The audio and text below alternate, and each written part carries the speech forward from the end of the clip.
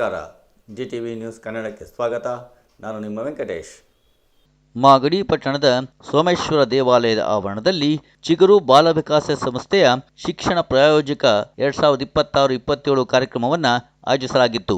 ಈ ಕಾರ್ಯಕ್ರಮವನ್ನು ಚಿಗುರು ಬಾಲ ವಿಕಾಸ ಸಂಸ್ಥೆಯ ಅಧ್ಯಕ್ಷೆ ವಿಜಯಾ ದೀಕ್ಷಿತ್, ಕಾರ್ಯದರ್ಶಿ ಕಲ್ಪನಾ ಶಿವಣ್ಣ, ನಿರ್ದೇಶಕರುಗಳಾದ ನಾಗರಾಜ್, ನಿಜಗುಣ, ಜಗದೀಶ್, ನಾಗರತ್ನ, ಸರೋಜಾ, ಸುಕನ್ಯಾ, ಸುಚಿತ್ರಾ, ದೊಡ್ಡಮಾನಗೆರೆ ಮಾರಣ್ಣ, ಕಂಡಪರಶು, ರಮೇಶ್, ಆಯುಷ್ ಸಂಸ್ಥೆಯ doctor Geeta, doctor Sukumar, inspector Srinivas ಹಾಗೂ ವಿದ್ಯಾರ್ಥಿನಿಯರು ಗಿಡಕ್ಕೆ ನೀರೇರುವುದರ ಮೂಲಕ ಕಾರ್ಯಕ್ರಮಕ್ಕೆ ಚಾಲನೆ ನೀಡಿದರು. ಮಾದೇವ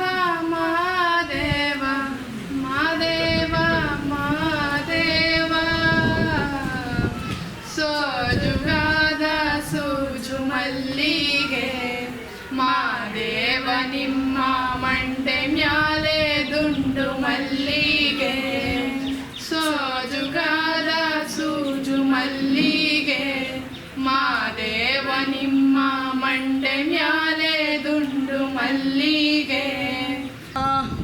98ರಿಂದ ಇಲ್ಲಿವರೆಗೂ ಅಂದರೆ 30 ವರ್ಷದ ಪ್ರಯಾಣವನ್ನು ಇಷ್ಟು ಮಾಡಿ ಹೇಳೋದು ಸ್ವಲ್ಪ ಕಷ್ಟನೇ.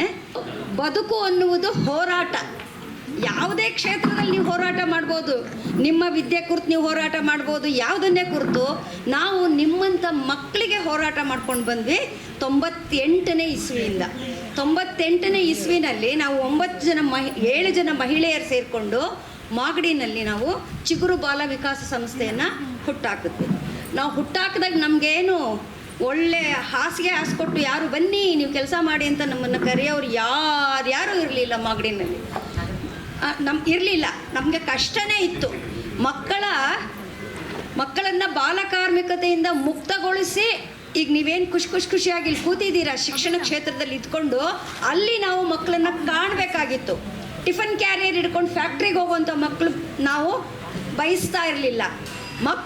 ಮಕ್ಕಳಾಗಿರಬೇಕು, ಮಕ್ಕಳಿಗೆ ಸಿಗಬೇಕಾದ್ದೆಲ್ಲ ಸಿಗಬೇಕು ಹಕ್ಕುಗಳು ಅಂದ್ಕೊಂಡು ನಾವು ಶುರು ಮಾಡಿದ್ವಿ. ಮೊದಲಿಗೆ ನಾವು ಸಮೀಕ್ಷೆಯನ್ನು ಮಾಡಿ ಅಂದಾಜು ಇಲ್ಲಿ ಎಷ್ಟು ಮಕ್ಕಳು ಬಾಲಕಾರ್ಮಿಕರು ಇರ್ಬೋದು ಅಂತೇಳಿ ಒಂದು ಸಮೀಕ್ಷೆಯನ್ನು ಮಾಡಿದ್ವಿ. ಆ ನಂತರ ನಮ್ಮ ಬೆಳವಣಿಗೆ ದೊಡ್ಡದಾಗ್ತಾ ಹೋಯಿತು. ಆ ಸಂದರ್ಭದಲ್ಲಿ ನಮ್ಮನ್ನು ಸೇರಿಕೊಂಡವ್ರು ಸುಚಿತ್ರಾ ಅವರು. ಯುನಿಸೆಫ್ ಮುಂದೆ ಬಂತು.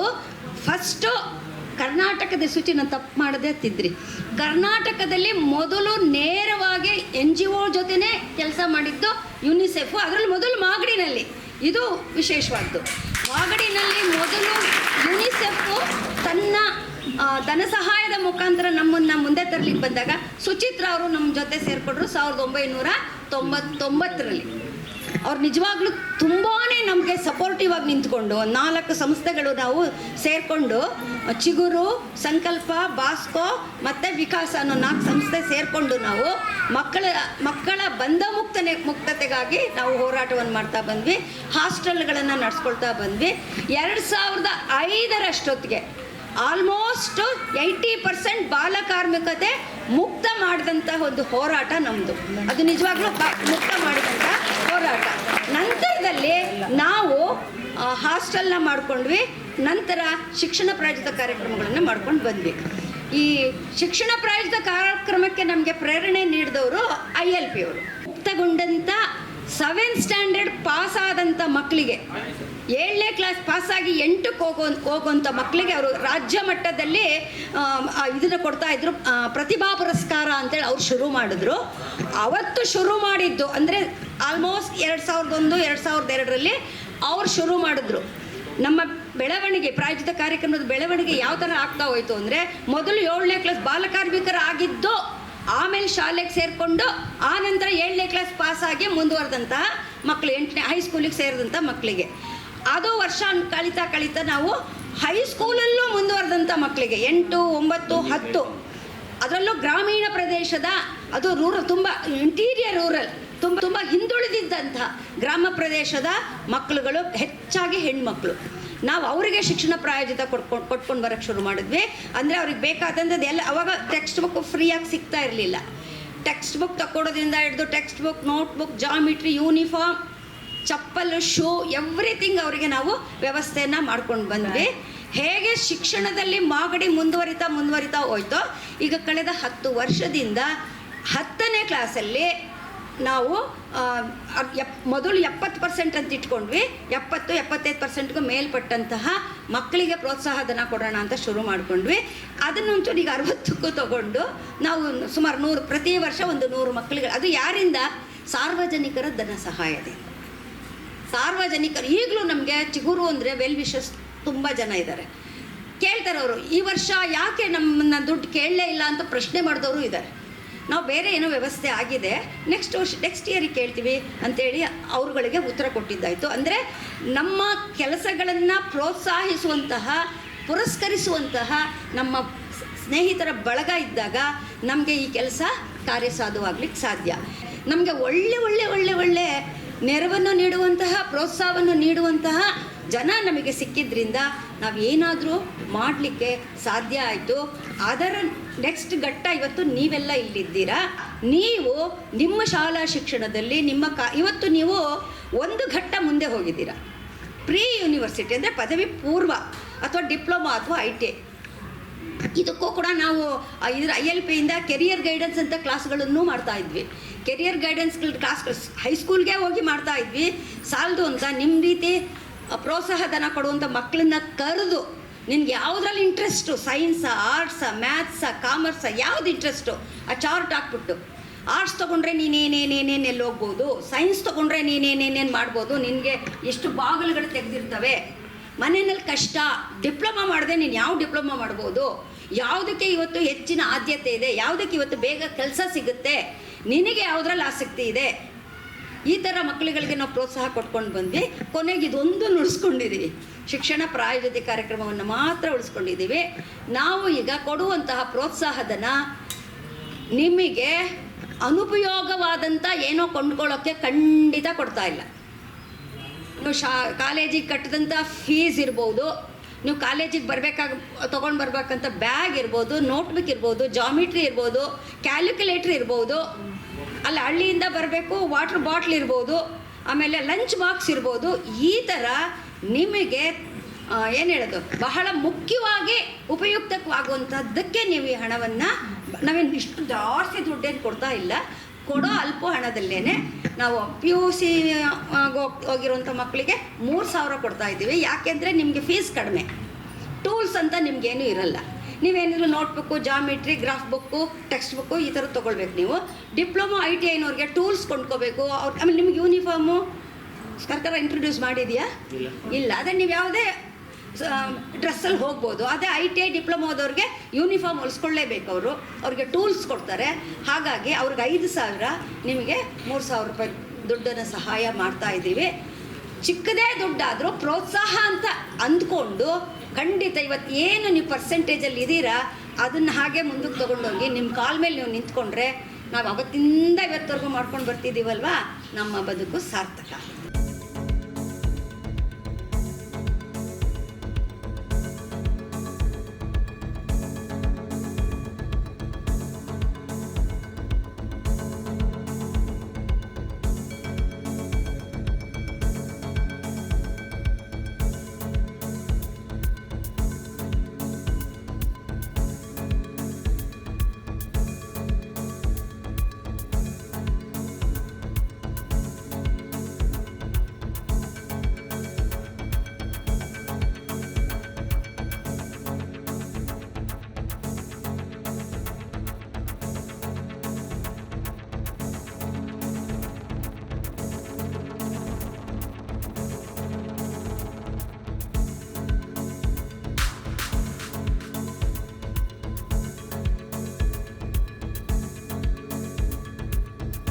ಚರಿತ್ರೆಯಂತೆ ನಾವು ಕುಳಿತಿರುವ ಜಾಗ ಕ್ರಿಸ್ತ ಶಕ 1712ರಲ್ಲಿ 3ನೇ ಕೆಂಪೇಗೌಡರು ಕಟ್ಟಿಸಿದಂತಹ ಸೋಮೇಶ್ವರ ದೇವಸ್ಥಾನ.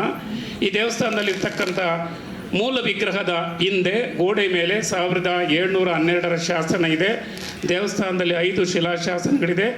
ಮುಂದಗಡೆನೂ ಕೂಡ ಒಂದು ತಮಿಳು ಶಾಸನ ಕೂಡ ಇದೆ. ಇತಿಹಾಸ, ಪರಂಪರೆ, ಕೃಷಿಕ ಸಂಪತ್ತು, ಜನಪದ, ಆದಿವಾಸಿ ಮೂಲ ಸಮುದಾಯಗಳನ್ನು ಒಳಗೊಂಡಿರ್ತಕ್ಕಂಥ ಸಂಸ್ಕೃತಿ ಸಜ್ಜನ ಮಾಗಡಿ ಅಂತಂದೇಳಿ ನನ್ನ ಭಾವನೆ. ನಾನು ಶ್ರೀ ಗಂಗಾಧರೇಶ್ವರ ಬಾಲಕಿಯರ ಪ್ರೌಢಶಾಲೆಯಲ್ಲಿ ಶಿಕ್ಷಕನಾಗಿ ಕರ್ತವ್ಯ ಮಾಡ್ತಾ ಇದ್ದಾಗ ಈ ಚಿಗುರು ಬಾಲ ವಿಕಾಸ ಸಂಸ್ಥೆ ಆರಂಭ ಆಯಿತು. ನಮ್ಮ ಶಾಲೆಗೆ ಹೆಣ್ಮಕ್ಳ ಶಾಲೆ, ನಮ್ಮದು ಪ್ರೌಢಶಾಲೆ. ಚಿಗುರು ಬಾಲ ವಿಕಾಸ ಸಂಸ್ಥೆಯ ವಿದ್ಯಾರ್ಥಿ ನಿಲಯದಲ್ಲಿದ್ದಂಥ ಹೆಚ್ಚು ಹೆಣ್ಮಕ್ಳು ನಮ್ಮ ಶಾಲೆಗೆ ಬರ್ತಾಯಿದ್ರು. ಪ್ರಜಾಪ್ರಭುತ್ವ ಅಂದರೆ ಜನತೆಯ ಅಧಿಕಾರ ಅಂತ ಹೇಳಿಕೊಡ್ತೀವಿ ನಾವು ತರಗತಿನಲ್ಲಿ ಹೇಳ್ತಕ್ಕಂಥ ಸಂವಿಧಾನದತ್ತ ಆಶಯಗಳು ಸಮಾಜದಲ್ಲಿ ಚಾಲನೆಗೆ ಬರೋದು ಭಾಳ ಕಷ್ಟ. ನನ್ನ ವೈಯಕ್ತಿಕ ಅನಿಸಿಕೆ. ಪಠ್ಯಕ್ರಮವನ್ನು ನಿಮ್ಮ ಗುರುಗಳೆಲ್ಲ ಚೆನ್ನಾಗಿ ಹೇಳ್ಕೊಡ್ತಾರೆ, ನೀವು ಓದ್ಕೊಡ್ತೀರಿ, ಬರೀತೀರಿ, ಅಂಕ ತಗೊಳ್ತೀರಿ, ಉನ್ನತ ಹುದ್ದೆಗೆ ಹೋಗ್ತೀರಿ. ಮೂಲ ಆಶಯಗಳನ್ನು ನಾವು ಮರಿತೇವೆ, ನಮ್ಮ ವೈಯಕ್ತಿಕ ಬದುಕನ್ನು ಕಟ್ಟಿಕೊಳ್ತೇವೆ, ನಾವು ಚೆನ್ನಾಗಿರ್ತೇವೆ. ಸಮಾಜದಲ್ಲಿ ಇರ್ತಕ್ಕಂಥವ್ರು, ನೊಂದವರು, ಶೋಷಿತರು, ಕಡುಬಡವರು ಆ ಸ್ಥಿತಿನಲ್ಲೇ ಇರ್ತಾರೆ. ಅಂಥ ಸಮಯದಲ್ಲಿ ಹೋರಾಟ ಮಾಡಿ ಹೆಚ್ಚು ಹೆಣ್ಣು ಮಕ್ಕಳಿಗೆ ವಿದ್ಯೆಯನ್ನು ಕೊಟ್ಟರು, ಬುದ್ಧಿಯನ್ನು ಕೊಟ್ಟರು. ಇವರಿಬ್ಬರು ತಾಯಿಯಂದಿದ್ದಂಗೆ ಟೀಮ್ನವರೆಲ್ಲ, ಚಿಗುರು ಬಾಲ ವಿಕಾಸ ಸಂಸ್ಥೆಯವರೆಲ್ಲ ದೊಡ್ಡವರೆಲ್ಲ ಬರೋರು ಇಲ್ಲಿಗೆ. ಹಾಗಾಗಿ ಚಿಗುರು ಬಾಲ ವಿಕಾಸ ಸಂಸ್ಥೆ ಮುಂದುವರಿಬೇಕಾಗ್ತದೆ. ಇವತ್ತು ಬೇಕಾದಷ್ಟು NGO ಸ್ವಯಂ ಸೇವಾ ಸಂಸ್ಥೆಗಳಿದೆ. ಬೇರೆ ಬೇರೆ ಕಡೆ ವಿದೇಶಿ ಫಂಡ್ಗಳನ್ನು ತರ್ತಾರೆ. ಫಂಡ್ ಯಾವುದಕ್ಕೆ ಹೋಗುತ್ತೆ, ಏನಕ್ಕೆ ಹೋಗುತ್ತೆ ಅಂತ ಗೊತ್ತಾಗೋದಿಲ್ಲ. ನಿಸ್ವಾರ್ಥತೆ ಕಡಿಮೆ ಇದೆ. ಎಲ್ಲೋ ಕೆಲವು ಸಂಸ್ಥೆಗಳು ಸ್ವಾರ್ಥರಹಿತವಾಗಿ ಕೆಲಸ ಮಾಡ್ಕೊಂಡು ಬಂದಿದ್ದಾರೆ. ಅಂಥದ್ರಲ್ಲಿ ಚಿಗುರು ಸಂಸ್ಥೆ ಒಂದು ಅಂತ ಹೇಳ್ತಾ, ಮಕ್ಕಳು ಎಲ್ಲರಿಗೂ ಖುಷಿ ತರುವಂಥ ಒಂದು ವಿಷಯ ಅಲ್ವಾ? ಮಕ್ಕಳೇ ಹಾಗೆ ಅಲ್ಲ, ನಮ್ಮ ಬಾಲ್ಯ, ನಾವು ಈಗ ಮಕ್ಕಳಾಗಲ್ಲ, ನಮ್ಮ ಬಾಲ್ಯ ನೆನೆಸ್ಕೊಂಡಾಗ ಒಂದು ಖುಷಿ ಕೊಡುತ್ತೆ. ಹಾಗಾಗಿ ನಿಮ್ಮನ್ನೆಲ್ಲ ನೋಡೋ ಒಂದು ಖುಷಿ ಏನು ಬರುತ್ತೆ ಅಂದರೆ, ನೀವು ನಮ್ಮ ಮುಂದಿನ ಸಮಾಜದ ಅಡಿಪಾಯ ಅಂತ ಅಲ್ವಾ? You are the future pillar stone of this country. ಇದರಲ್ಲಿ ಯಾರು ಯಾವ ರೀತಿ ನಿಮ್ಮ ಅಭಿವೃದ್ಧಿ ಪಡಿಸ್ಕೊಂತಿರೋ ಅಂದರೆ, ಆರ್ಮಿಗೆ ಯಾರು ಹೋಗ್ತಿರೋ, ದೇಶ ಸೇವೆಗೆ ಯಾರು ಬರ್ತಿರೋ, ಸಿನಿ ಆ್ಯಕ್ಟರ್ ಯಾರು ಆಗ್ತಿರೋ, ಬಿಸ್ನೆಸ್ ಮ್ಯಾನ್ ಯಾರು ಆಗ್ತಿರೋ, ಬಿಸ್ನೆಸ್ ಟೈಕಾನ್ಗಳು ಯಾರು ಆಗ್ತಿರೋ, ಅಡ್ಮಿನಿಸ್ಟ್ರೇಟಿವ್ ಸೆಕ್ಟರ್ ಯಾರು ಬರ್ತಿರೋ ಗೊತ್ತಿಲ್ಲ, ಆಯ್ಕೆ ನಿಮ್ಮದು. ಆದರೆ ಎಲ್ಲರೂ ವಿದ್ಯಾವಂತರಾಗಬೇಕನ್ನೋದು ನಾನು ಹೇಳೋದು ಮೊಟ್ಟ ಮೊದಲ ಸಬ್ಜೆಕ್ಟ್. ಇಲ್ಲಿ ನೋಡೋದು ಏನು ಟ್ರೆಂಡ್ ಏನಿದೆ ಅಂದರೆ, 18 ವರ್ಷ ಆದಮೇಲೆ ಮಕ್ಕಳಿಗೆ ಮದುವೆ ಮಾಡಿಬಿಡ್ತಾರೆ. ಕಾರಣ ಎರಡು ಏನಂದರೆ, ಅವ್ರಿಗೆ ಒಳ್ಳೆ ಹುಡುಗ ಸಿಗೋದಿಲ್ಲ ಅಂತ ಒಂದು ಕಾರಣ. ಆದರೆ ಮತ್ತೊಂದು ಕಾರಣ, ಹೆಣ್ಮಕ್ಳು ಯಾರನ್ನೋ ಇಷ್ಟಪಟ್ಟು ಜೀವನ ಹಾಳು ಮಾಡ್ಕೊತಾರೆ. ಅಷ್ಟೊಳಗೆ ಒಳ್ಳೆ ಹುಡುಗನ ಕೊಟ್ಟು ಮದುವೆ ಮಾಡಿಸ್ಬಿಡೋಣ ಅಂದರೆ ಅವರ ವಿದ್ಯೆ ಅಲ್ಲಿಗೆ ಮೊಟ್ಟಗೂ ಆಯಿತು, ಎಂಡ್ ಆಯಿತು. ಆ ಥರ ಪರಿಸ್ಥಿತಿ ಆಗಬಾರ್ದು. ಯಾಕಂದರೆ ಕೇಳಿಲಿ ಮೊದಲ ಪಾಠಶಾಲೆ ಅಂತಾರೆ. ಯಾಕಂದರೆ ಎಲ್ಲರಿಗೂ ನಿಮ್ಮ ತಾಯಂದಿರು ಇರ್ತಾರೆ, ಒಂದ್ಸರಿ ನಿಮ್ಮ ತಾಯಂದಿರು ತಂದೆಯಂದ್ರು ಮಾತನ್ನ ಕೇಳಬೇಕಾಗುತ್ತೆ. ತಾವು ಏನಾಗುತ್ತೆ, 17 ವರ್ಷ ದಾಟ ತಕ್ಷಣ ಹೆಣ್ಮಕ್ಳು ಎಲ್ಲೋ ಒಂದು ಕಡೆ ನಮಗೆ ಸ್ವಾತಂತ್ರ್ಯ ಬಂತು ಅಂದ್ಕೊಂತಾರೆ. ಸ್ವಾತಂತ್ರ್ಯ ಅಲ್ಲ ಅದು, ಅದನ್ನು ಸ್ವಾತಂತ್ರ್ಯ ದಯವಿಟ್ಟು ಅನ್ಕೊಬೇಡಿ. ನಿಮಗೆ ಯೂನಿಫಾರ್ಮಿಂದ ಒಂದು ಬಟ್ಟೆ ಒಂದೇ ಅಲ್ವಾ, ಒಂದು ಚಿಟ್ಟೆ ಹೇಗೆ ಹಲವಾರು ರೂಪದಲ್ಲಿ ಅದನ್ನು ಮಾರ್ಪಾಡಾಗಿ ಕೊನೆಗೆ ಬಣ್ಣದ ಚಿಟ್ಟೆ ಆಗುತ್ತೋ, ಹಾಗೆ ನಿಮ್ಮದು ಒಂದು ರಂಗದಿಂದ ಮತ್ತೊಂದು ರಂಗಕ್ಕೆ ನಿಮಗೆ ಅವಕಾಶ ಕೊಡ್ತು ಅಂತ ಅಷ್ಟೇ. ಯಾಕಂದರೆ ಎಲ್ಲರೂ ಇಲ್ಲಿ ವಯಸ್ಕರ ಹೆಣ್ಮಕ್ಳಿದ್ದೀರಾ, ಆಲ್ಮೋಸ್ಟ್ ಟೀನೇಜ್ ಅನಿಸುತ್ತೆ. ಎಲ್ಲರೂ ಗಂಡು ಮಕ್ಕಳಿದ್ದೀರಾ, ಹೆಣ್ಮಕ್ಳಿದ್ದೀರಾ. ನೀವು ನಾ ಹೇಳೋದೇನೆಂದರೆ, ಪ್ರೀತಿ ಪ್ರೇಮಕ್ಕೆ ಬಲಿಯಾಗೋಕ್ಕೆ ಹೋಗ್ಬಿಡಿ ಆಯ್ತಲ್ಲ. ವಿದ್ಯೆ ಎಲ್ಲರಿಗೂ ಅತ್ಯವಶ್ಯಕವಾಗಿದೆ. ಯಾಕಂದರೆ ಏನಾಗುತ್ತೆ, ದಿನ ಕಾದಂಗೆಲ್ಲ ಮಾಡೆಲ್ ಚೇಂಜ್ ಆಗ್ತಾ ಇರುತ್ತೆ, ವಸ್ತುಗಳು ಬದಲಾವಣೆ ಇರುತ್ತೆ, ನಿಮ್ಮ ಆಸೆ ಆಕಾಂಕ್ಷೆಗಳು ಬದಲಾಗ್ತಾ ಇರ್ತವೆ. ಯಾರೊಬ್ಬ ಹುಡುಗ ಅಥವಾ ಹುಡುಗಿ ಏನೋ ಸಾಧನೆ ಮಾಡ್ಬೇಕಂತ ಅಂದ್ಕೊಂಡಾಗ ಈ ಪ್ರೀತಿ ಪ್ರೇಮ ಮಧ್ಯೆ ಬಂದು ಏನಾಗುತ್ತೆ, ಅಲ್ಲಿ ಅವರ ಸಾಧನೆಗೆ ಅಡ್ಡ ಆಗುತ್ತೆ. ಈಗಿನ ನನ್ನ ಪೊಲೀಸ್ ಸ್ಟೇಷನ್ ನಾನು ದಿನನಿತ್ಯ ನೋಡ್ತಾರ ಅಂತ ಒಂದು ಪ್ರಸಂಗಗಳಿವೆ. ಈಗ ನಾನು ಸ್ಕೂಲು ಕಾಲೇಜುಗಳಿಗೆ ಹೋಗಿ ಮಕ್ಕಳಿಗೆ ಇದೇ ಎಜುಕೇಟ್ ಮಾಡ್ತಾಯಿದ್ದೀನಿ. ದಯವಿಟ್ಟು ನೀವೆಲ್ಲರೂ ವಿದ್ಯೆ ಕಡೆ ಹೆಚ್ಚು ಗಮನ ಕೊಡಿ. ಅವಾಗ ಹೇಳ್ತಾಯಿದ್ರು ಚಿಗುರು ಎಷ್ಟು ಚೆನ್ನಾಗಿದೆ ಗೊತ್ತಾ? ಆ ಚಿಗುರು ಅಂದರೆ ಏನು? ಬಡ್ಡಿಂಗ್ ಅಂದರೆ ಮೊಗ್ಗು. ಅವಾಗ ತಾನೇ ನೀವು ಕಂಡುಬಿಡುವಂತಹ ಒಂದು ಕೂಸುಗಳು. ಇಲ್ಲಿ ಯಾವ ಥರ ಕಂಡುಬಿಡ್ತಾ ಇದ್ದೀರಿ ಅಂದರೆ, ಈ ಸಮಾಜ ದೈತ್ಯಾಕಾರವಾದಂಥ ಸಮಾಜದಲ್ಲಿ ಕಂಡುಬಿಡ್ತಾ ಇರೋಂಥ ಚಿಕ್ಕ ಕೂಸುಗಳು ನೀವು. ಇಲ್ಲಿ ಸಮಾಜದಲ್ಲಿ ಒಳಿತು ಉಂಟು, ಕೇಳಿತು ಉಂಟು ಅಲ್ವಾ, ಎರಡೂ ಇದೆ. Good and bad. ಆಯ್ಕೆ ಯಾರ್ದು? ನಿಮ್ಮದೇ ಆಗಿರುತ್ತೆ. ಯಾವ ನಿಟ್ಟಿನಲ್ಲಿ ನಿಮ್ಮ ಹೆಜ್ಜೆ ಹೋಗುತ್ತೋ ಆ ನಿಟ್ಟಿನಲ್ಲಿ ನಿಮ್ಮ ಪ್ರಪಂಚ ಕಣ್ಣು ಕಾಣಿಸುತ್ತೆ ಆಯ್ತಲ್ಲ. ನಮ್ಮ ಭಾವನೆಗಳು, ಯದ್ಭಾವಂ ತದ್ಭವತಿ ಅಂತ ಒಂದು ಪದ ಇದೆ ಸಂಸ್ಕೃತದಲ್ಲಿ. ಯದ್ಭಾವಂ, ನಿನ್ನ ಭಾವನೆಗಳು, ನಿನ್ನ ಕನಸುಗಳು ಯಾವ ಇರುತ್ತೋ ತದ್ಭವತಿ. ಆ ರೀತಿ ನೀನು ಮಾರ್ಪಾಟ ಆಗ್ತೀಯ, ನಿನ್ನ ರೂಪುಗೊಳ್ತೀಯ, ಆ ರೀತಿ ನೀನು ಮೋಲ್ಡ್ ಆಗ್ತೀಯ. ಪಲ್ಯಗಳು ಅದೆಲ್ಲ ಈ ಕಠಿಣ ಪರಿಶ್ರಮದಲ್ಲಿ ಹೆಚ್ಚು ನೀವು ಮುಳುಗಬೇಕಾಗುತ್ತೆ. ಈಗೇನಾಗಿದೆ, ಇನ್ನೊಂದು ಮೊಬೈಲ್ ಬೇರೆ ಬಂದುಬಿಟ್ಟಿದೆ. ಅದರಲ್ಲೂ ಅಷ್ಟೇ ಸಾಧಕ ಬಾಧಕಗಳಿದ್ದಾವೆ. ಬಟ್ ಸಾಧನೆ ಮಾಡೋರು ಮೊಬೈಲ್ನ ಒಂದೇ ರೀತಿ ಬಳಸ್ಕೊಂಡ್ರೆ ಅದನ್ನು ದುಶ್ಚಟಕ್ಕೆ ಈ ರೀಲ್ಸ್ಗಳು ನೋಡಿಕೊಂಡು ತಮ್ಮ ಜೀವನವನ್ನು ಹಾಳು ಮಾಡೋಕ್ಕೆ ಇನ್ನೊಂಥರ ಬಳಸ್ಕೊತಿದ್ದಾರೆ. ದಯವಿಟ್ಟು ಎಲ್ಲ ವಸ್ತುಗಳು ನಿಮ್ಮ ಕೈಯಲ್ಲಿದ್ದಾವೆ, ಒಳಿತು ಉಂಟು ಕೆಳಿತು ಉಂಟು. ಅದನ್ನು ನೀವು ಬಳಸ್ಕೊಂಡ ರೀತಿಯಲ್ಲಿ ನಿಮ್ಮ ಅಭಿವೃದ್ಧಿ ಆಗುತ್ತೆ. ಸಂಸ್ಥೆ ಇಷ್ಟು ದೊಡ್ಡದಾಗಿ ಬೆಳೆದಿದೆ ಅಂತ ಅವರು ಮಾಡಿದಂತಹ ಪರಿಶ್ರಮಗಳ ಎಲ್ಲವನ್ನು ಸಾರ್ಥಕ ಆಗಬೇಕಾದ್ರೆ ನೀವೆಲ್ಲರೂ ಅದನ್ನು ಮುಂದುವರಿಸಲಿಕ್ಕೆ ಹೋಗಬೇಕು. ಏನು ಅವರು ಮಾಡಿದ ಈ ಕೆಲಸ ಕಾರ್ಯಗಳನ್ನು ಮಾದರಿಯಾಗಿ ತಗೊಂಡು ನೀವು ಕೂಡ ಮುಂದೆ ನಿಮ್ಮಲ್ಲಿ ಭವಿಷ್ಯದಲ್ಲಿ ನೀವು ಮುಂದಿನ ಒಳ್ಳೆ ಪ್ರಜೆಯಾಗಿ ಇಂಥ ಕಾರ್ಯಕ್ರಮಗಳನ್ನು ಮಾಡಬಹುದು. ಆಮೇಲೆ ಇವರೆಲ್ಲ ಮಾಡಿದಂಥ ಕೆಲಸಗಳು ವಿದ್ಯೆಯಲ್ಲಿ ನೀವು ಛಲ ಇಟ್ಕೊಳ್ಬೇಕು. ಒಂದು ಗುರಿ ಇಟ್ಕೊಳ್ಳಿ. ಫಸ್ಟ್ ನಾವು ಏನಾಗಬೇಕು ಅಂತ ಹೇಳುವಂಥದ್ದನ್ನು ನೋಡ್ಕೊಳ್ಳಿ. ಹಾಗೆ ಉದ್ಯೋಗದ ಇದರಲ್ಲೂ ಹಾಗೆ ಒಂದು ಗುರಿ ಇಟ್ಕೊಳ್ಳಿ. ಹಾಗೆ ಸಾಮಾಜಿಕವಾಗಿಯೂ ಒಂದು ಗುರಿಯನ್ನು ಇಟ್ಕೊಳ್ಳಿ. ಈ ಥರ ಗುರಿ ಇಟ್ಕೊಂಡ್ರೆ ನೀವು ಅದನ್ನು ಸಾಧಿಸಲಿಕ್ಕೆ ದೊಡ್ಡ ಗುರಿಯನ್ನು ಇಟ್ಕೊಳ್ಳಿ. ಆವಾಗ ನೀವು ಸಾಧಿಸಲಿಕ್ಕೆ ನಿಮಗೆ ಎಫರ್ಟ್ ಹಾಕಲಿಕ್ಕೆ ಜಾಸ್ತಿ ಸುಲಭ ಆಗುತ್ತೆ. ಮಾಡ್ತಾ ಮಾಡ್ತಾ ದೊಡ್ಡ ಗುರಿಯನ್ನು ಸಾಧಿಸಲಿಕ್ಕೆ ಸಹಾಯ ಆಗುತ್ತೆ.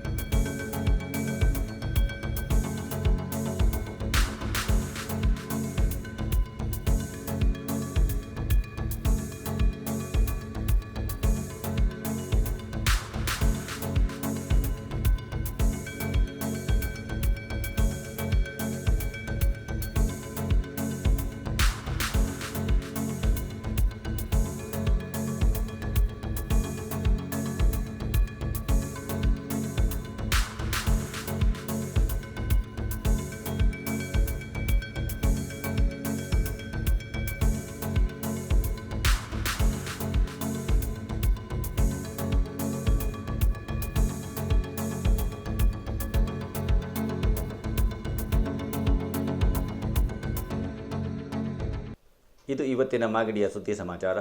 ನಿರಂತರ ಸುದ್ದಿ ಸಮಾಚಾರಕ್ಕೆ ವೀಕ್ಷಿಸಿ ನಿಮ್ಮ GTV ನ್ಯೂಸ್ ಕನ್ನಡವನ್ನು. ವಂದನೆಗಳು.